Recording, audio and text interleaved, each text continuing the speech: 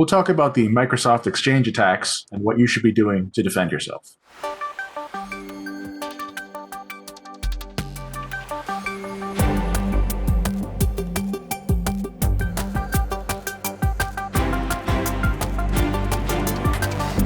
Hey, Matt, I know that you have a story for us around the zero-day vulnerability that's been exploited within Microsoft's email software. I just wanted to know if you have some more details that you can share about that.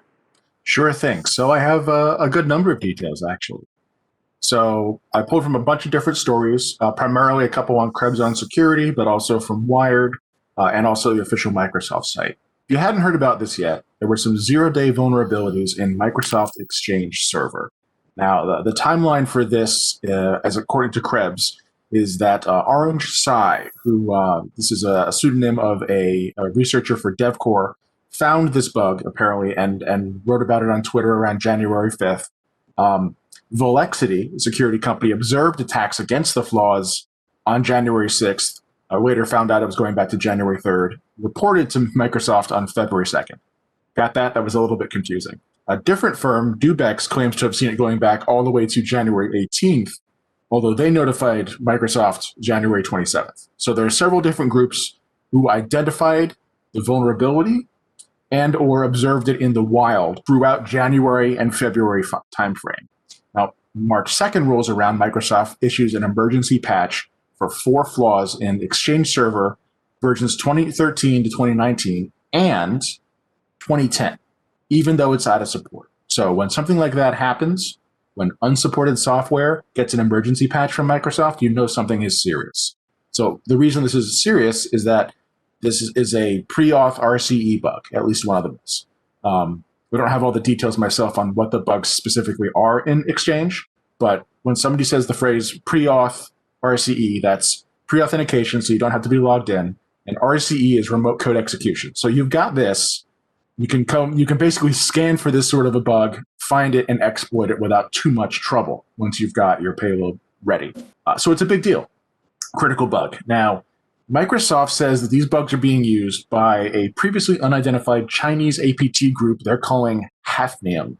I don't know where they get the names for these things, but it definitely sounds like an undiscovered element.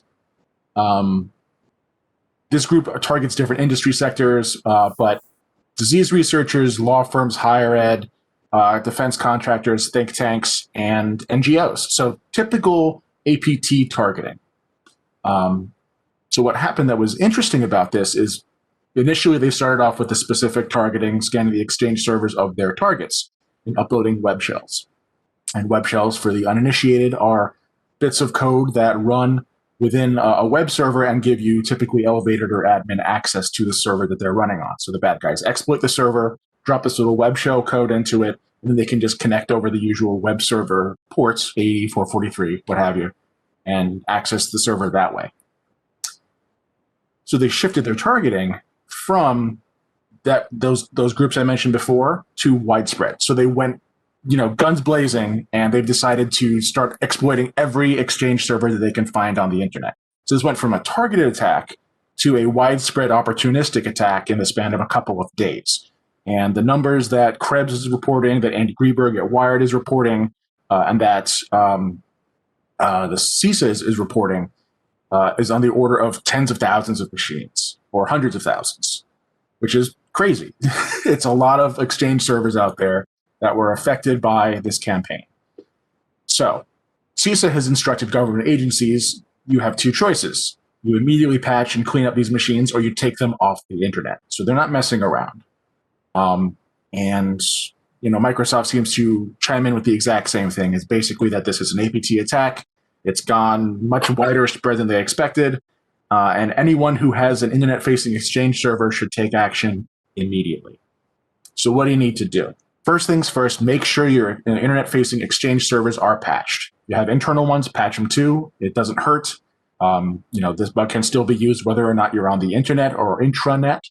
But definitely find the patches and install them as soon as you possibly can. Secondly, because this became a widespread attack, it's possible that your internet-facing machines might have had a web shell uploaded to them. This doesn't necessarily mean that the attackers identified you as a target and then decided to proceed to, root around in your system, look at your email, grab your files, try and poke deeper into the system. It means that there's malware on your machine. So check for that. There are tools available. I think the Krebs blog post has a list of tools that you might be able to pull down and use. And then if you find something, it's time to roll your incident response. Now, if you're a big shop, you know what that process already is. If you're somebody smaller, basically your options are rebuild your Exchange server, which is not easy. It's probably a major part of your IT infrastructure, but it is better to be safer than sorry in this case. And that's most of it. I think also the lesson here is that, this sort of stuff can happen pretty quick. 0 days mean there isn't a patch for something. Typically, it's not something that everybody exactly knows about it. And if someone gets one of these kind of bugs, comes up with an exploit for it, and uses it before it's widely known, can cause a lot of damage. And there's not a lot we can do about it. Yeah, from a proactive standpoint, you have to have an accurate asset inventory, right? We've seen a lot of organizations not know what their internet-facing Exchange servers, where they are, and especially, post-COVID, we've transformed our infrastructure where we haven't probably taken stock of all the changes that we've made. So I would say, on the proactive side, what you can do is use your vulnerability management software to scan, for these Exchange servers today, right? And, for the future too, you have to maintain an accurate asset inventory. So when the patch is released, you're not scrambling to find out where these assets are and be able to deploy those patches. And I think in addition to that, to your point, Matt, don't assume that you have not been compromised, right? So being able to do an active threat hunt and doing a compromise assessment on something like this, especially if you are one of those organizations that could, house some sensitive data within your Exchange server, I think it's a good, idea to be able to do that compromise assessment as well. That's absolutely right. I mean, you don't want to be spending precious time trying to decide whether or not you should even respond. And sometimes the motivations are, well, maybe if I ignore a problem, I won't have to deal with it, which is a terrible thing to think about. But, that's the way sometimes people respond. I've been known to ignore my own problems from time to time. But having an accurate inventory of what you've got shows you exactly, what you got, and when the problems come up, what your next steps are. Asset management is crucial. And it just seems that the pandemic just exacerbates everything, right? Because this one's bad. Email is incredibly important to any organization. But you add to that the fact that people are working from home more than they usually are.